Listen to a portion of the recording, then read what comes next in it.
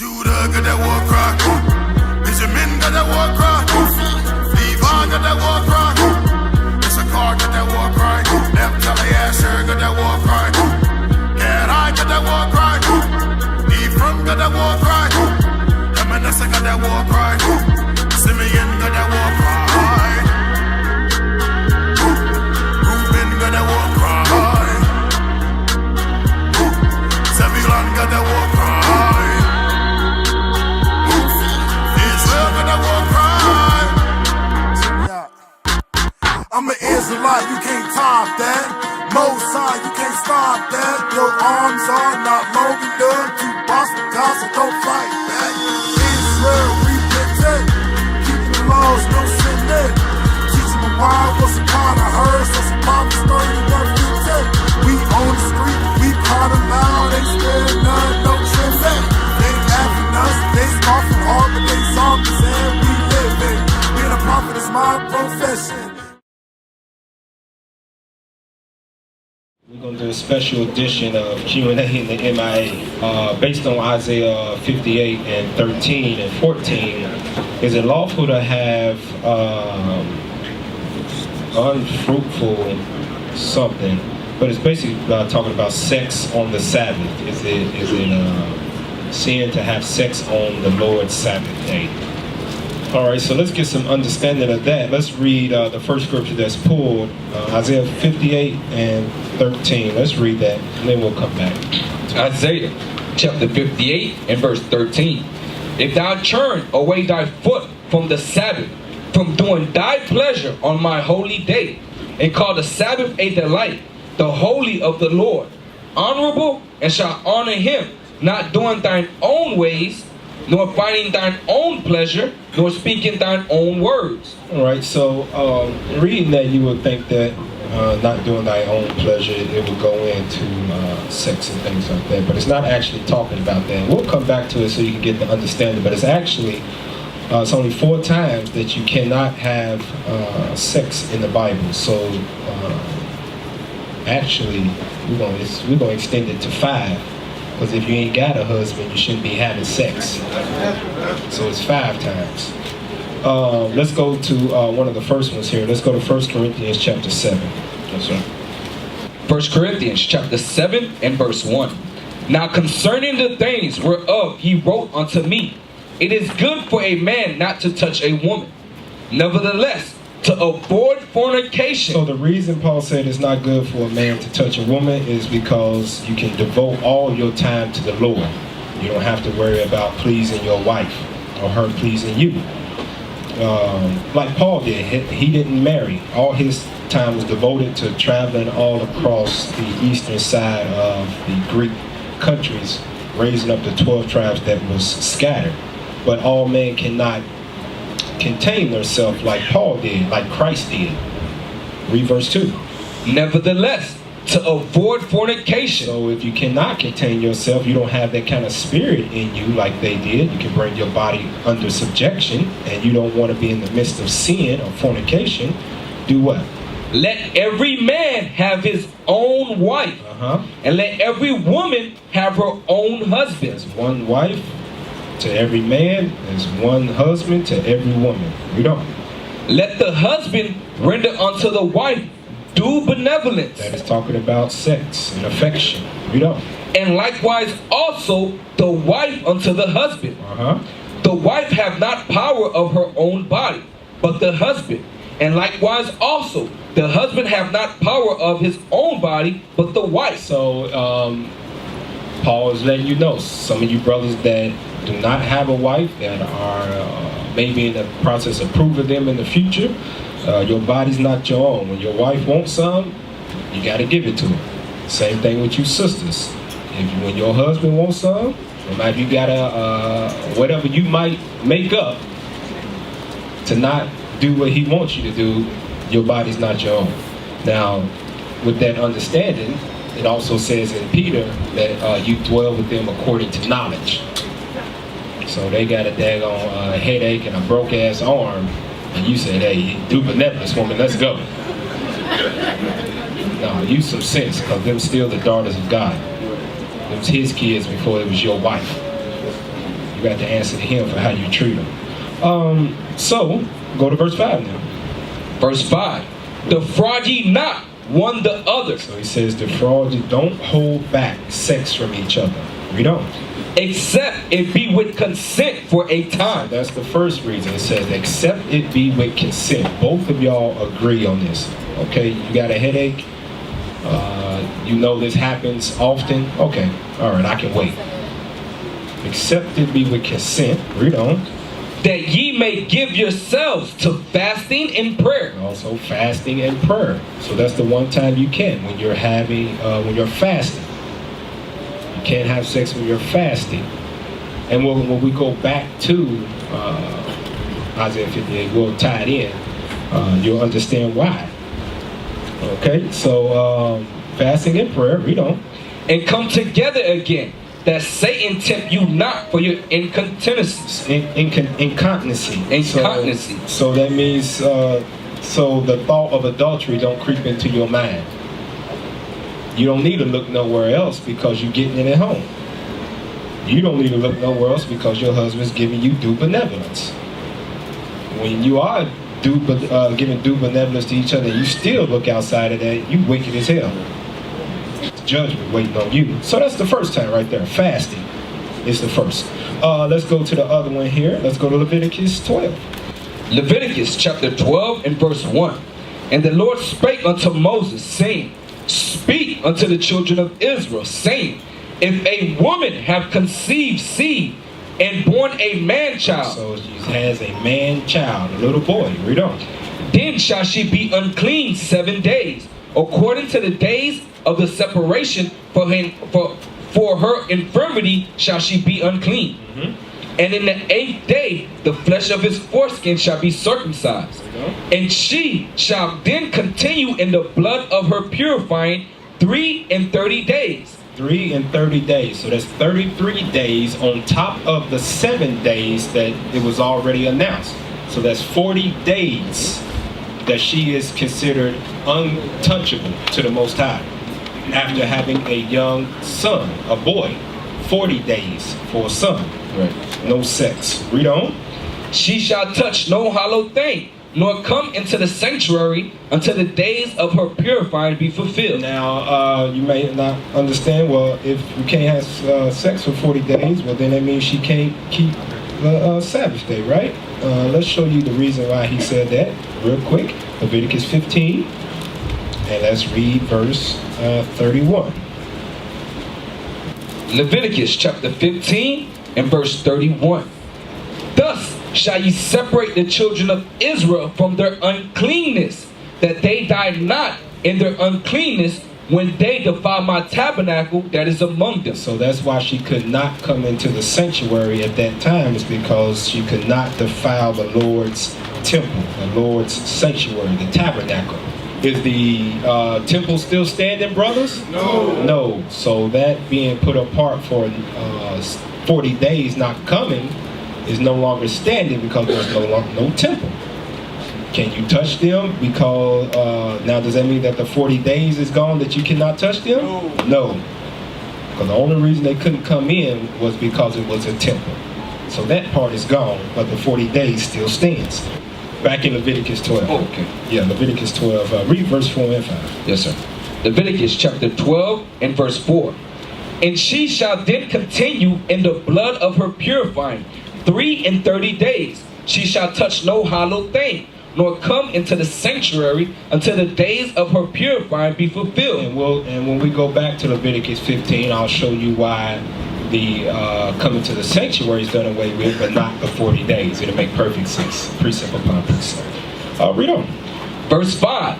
But if she bear a maid child, then she shall be unclean 2 weeks, as in her separation. So that's 14 days now. Read on. And she shall continue in the blood of her purifying 66 days. So now he added a week on, so that's 14 days, and then it's 66 days, which give us 80 days. That if a sister has a young daughter, she cannot have sex for 80 days. A young boy is 40 days. The Most High doubled it, 80 days for a sister. Okay, so that's the second time right there, right? So let's go to this third one here. Go to Leviticus 15 now. Leviticus 15 and verse 19. Leviticus chapter 15 and verse 19. And if a woman have an issue, and her issue in her flesh be blood. The issue in her flesh be blood. It's going to explain what it's talking about. Read on. She shall be put apart 7 days. And whosoever toucheth her shall be unclean until the even. Read on. And everything that she lieth upon in her separation shall be unclean. Everything also that she sitteth upon shall be unclean. She shall be unclean for that, right? Yeah, go ahead. Brothers, quick question. If a sister has twins, one is a male, one is a female, how long does she have to wait? Where the microphone? Yeah. Use the microphone. Use the microphone. Use the microphone. 80 days. Why? Because the girl outsees the boy. Right. In those 80 days, they begin 40 days. That completes the man. The 80 days completes the woman. Right. Exactly right. All right. Okay. So what those are called fraternal twins, right? Right. So it's 80 days. All right. So let's talk about issue in her flesh. Jump down to verse 24. You can find out what that is. Leviticus chapter 15 and verse 24. And if any man lie with her at all, and her flowers be upon him, he shall be unclean 7 days. And all the bed whereon he lieth shall be unclean. Read well, 24. So it says the flowers be upon him. That is talking about that time of the month. Menstrual cycle is what they call it. Cannot lie with her during that time. Read verse 25. Get some understanding on that too. Verse 25. And if a woman have an issue of her blood many days out of the time of her separation, or if it run beyond the time of her separation. What was the normal time for the separation that we read up earlier? What was the time? The time frame. Gilead, stand up, microphone. 7 days. 7 days. So the Lord is telling you if it runs outside of that time, it goes a little longer than normal. Out of that 7 days. Read on. All the days of the issue of her uncleanness shall be as the days of her separation. She shall be unclean. You gotta wait another 7 days is what the Lord is telling you. No matter if it stops after the 3rd day or the 2nd day or it's 1 day extra, it goes 8 days and it stops, okay, we good. No, the 7 days starts back over again is what the Lord is telling you. Some of you brothers that didn't know that, now you know. It starts over. So you better make sure y'all eating right. If it's got anything to do with it. Let's get the 4th one here. Go to Leviticus 23. Leviticus 23, and we're going to start at verse 26. Leviticus chapter 23 and verse 26. And the Lord spake unto Moses, saying, Also on the 10th day of this 7th month, there shall be a day of atonement. It shall be an holy convocation unto you. Ye shall afflict your souls, and offer an offering made by fire unto the Lord. And ye shall do no work in that same day, for it is a day of atonement, to make an atonement for you before the Lord your God. So that 4th time here is the day of atonement, because you are in the process of afflicting your soul. What does it mean to afflict your soul, brothers? Anybody got a precept for that? What does it mean? What does God mean to afflict your soul? All right. Brother Yuri got a precept up here for it. So a day of atonement. What do we do on the day of atonement? Brothers, what do? We fast. So what does it mean to afflict your soul? Brother Yuri. Jonah chapter 2 verse 7. Jonah 2 and 7. Let's go to it. 3 and 7. Okay. Jonah chapter 3 and verse 7. And he caused it to be proclaimed and published through Nineveh by the decree of the king and his nobles, saying, Let neither man nor beast, herd nor flock taste anything. Let them not feed nor drink water. So let them not feed nor drink water. That is what is called to be afflicting your soul in fasting. Go ahead with the Ezra one first. We're going to read it in the Apocrypha also. Ezra. Ezra chapter 8 and verse 21. Then I proclaimed a fast. A what? A fast there at the river of Ahava, that we might afflict ourselves before our God. So that's what it means to afflict yourself, is to fast from food and from water. Now give me the one in Sirach, Officer Gad. Sirach. This is Ecclesiasticus for you new brothers and the Apocrypha, new sisters. The book of Sirach, chapter 30 and verse 21. 30 verse 21. The chief thing for life is water and bread and clothing and a house to cover shame. So that's why God said you are afflicting your soul, because He knows what's most important for it to survive in the fleshly manner is food and water. That's the way He designed it.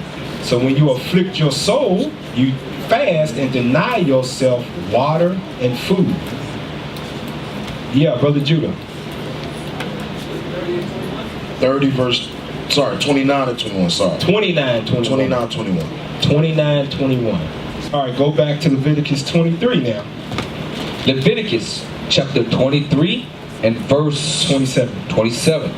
Also on the 10th day of this month, there shall be a day of atonement. It shall be an holy convocation unto you. Ye shall afflict your souls and offer an offering made by fire unto the Lord. When you afflict yourself on the Day of Atonement, you don't eat anything, you don't drink anything. No sex either. We don't. Verse 28. And ye shall do no work in that same day, for it is a day of atonement to make an atonement for you before the Lord your God. For whatsoever so it be that shall not be afflicted in that same day, he shall be cut off from among his people. And whatsoever so it be that doeth any work in that same day, the same soul will I destroy from among his people. Ye shall do no manner of work. It shall be a statute forever throughout your generations in all your dwellings. It shall be unto you a Sabbath of rest. And ye shall afflict your souls in the 9th day of the month at even. From even unto even shall ye celebrate your Sabbath. So that fourth reason there is the Day of Atonement. Here. So let's get the fifth reason. Hebrews 13 and 4. You cannot have sex. Hebrews chapter 13 and verse 4. Marriage is honorable in all. What is? Marriage is honorable in all. Marriage is between a man and a woman. That is honorable.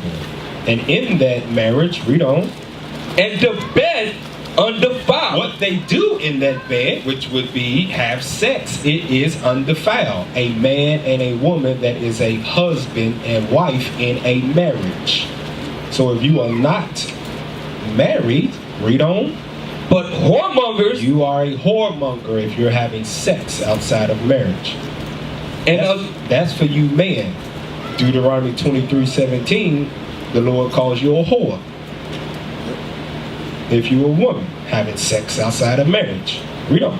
But whoremongers and adulterers God will judge. So that's the 5 reasons, or 5 times you cannot have sex. Let's go back to Isaiah 58 and see what that's talking about. And we're going to start where we left off. We're going to read that, then we're going to jump. Isaiah 58 and verse 13. Isaiah chapter 58 and verse 13. Take away thy foot from the Sabbath, from doing thy pleasure on my holy day, and call the Sabbath a delight, the holy of the Lord, honorable, and shall honor him, not doing thine own ways, nor finding thine own pleasure, nor speaking thine own words. Nor speaking thy own words. So let's find out what was going on before that. We cannot isolate scriptures. That's why you get confused. Go back up and let's read verse 3. Isaiah chapter 58 and verse 3. Wherefore have we fasted, say they. So the topic of discussion is talking about what, brothers? Fasting. Read on. And thou seest not. Wherefore have we afflicted our soul, and thou takest no knowledge. Behold, in the day of your fast ye find pleasure, and exact all your labor. Hold on, they was finding pleasure and doing what? And exact all your labor. What does that mean, you exact all your labors? When you labor, after you've done laboring, what do you get in return now? When you do all your labors, what do you get in return? You do it every day. Brother Amir. Check. You get rewarded, you get paid. You get paid. You get money. So what they was doing here is they wasn't truly fasting. They was worried about getting money. They wasn't afflicting their souls. They was out, hey, you owe me money? You owe me this? You owe me that? Pay me my money. Exacting, what does it say right there? Exact all your labors. Read on. They were doing that. Read on. Behold, ye fast for strife. They was arguing. They was out here fasting and walking around arguing. They ain't got nothing better to do. Read on. And debate, and to smite with the fist of the wickedness. So they was doing what? And to smite with the fist of the wickedness. They was around here fasting and fighting. Read on. Ye shall not fast as ye do this day, to make your voice to be heard on high. That's going back to the strife, walking around arguing. Read on. Is it such a fast that I have chosen? Did God say this is how you supposed to fast? No. The fast is you supposed to afflict your soul. Focus on Him. Read on. A day for a man to afflict his soul? Is it to bow down his head as a bulrush and to spread sackcloth and ashes under him? Wilt thou call this a fast and an acceptable day to the Lord? Is not this the fast that I have chosen, to loose the bands of the wickedness? So now he's giving you what this is how you're supposed to fast. To loose the bands of wickedness is when you in, for an example here, you are going through some type of spirit that's on you. What did Christ tell us to do when we got certain spirits on us? We do what, brothers? Fast and pray. That's how you undo the bands of wickedness. You should be meditating on whatever you're doing and asking the Lord to remove this spirit from me, to undo the bands of wickedness that are holding you back. Read on. Is not this the fast that I have chosen, to loose the bands of wickedness, to undo the heavy burdens, and to let the oppressed go free, that ye break every yoke? Read on. Is it not to deal thy bread to the hungry, and that thou bring the poor that are cast out to thy house? So how do we feed now the hungry? Who's the hungry now that we are supposed to be feeding now out here? Let's see. Brother Jehaziel, who are we feeding and how we feed them? Our lost brothers and sisters in the streets, and we feed them through our teachings on... Exactly right. That's why Christ asked Peter, he said, do you love me? He said, Lord, thou knowest me. Well, then feed my sheep. He wasn't talking about start a food line and bring everybody in, because we read in Tobit, he said, those who are mindful of the Lord, go get them. So we feed them through the knowledge and understanding of who they are. Read on. When thou seest the naked, that thou cover him. The naked means sin. Read on. And that thou hide not thyself from thine own flesh. Don't act like you don't see him. Turning the other head. That's it on that. And so now going back to verse 13 now, we understand this is what they was doing in the midst of when they were supposed to be afflicting their soul on the Sabbath day. Fasting. But they was doing all manner of other stuff. So the 5 reasons that you cannot have sex would be for fasting, like we read in Corinthians, whether it be if she has born a man child or a maid child, if it be that time of the month, if it be the Day of Atonement, or if you're not married. Those are the 5 reasons you can't have sex. Other than that, be fruitful and multiply as the Lord commanded, if that's your desire.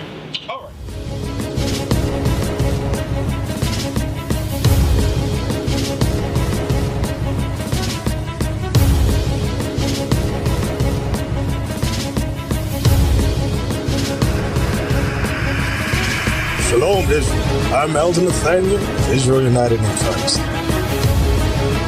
YouTube likes to shut our channels down, as some of you have noticed, ever so often. Subscribing to join IUIC will assure you will always stay connected to our YouTube accounts. We want to do our best to make sure this truth gets out. Please click and join our subscriber YouTube channel called Join IUIC to stay linked to all of our videos. So again, please make sure you subscribe to this and join IUIC channel to get your latest updates on all our YouTube channels. Shalom.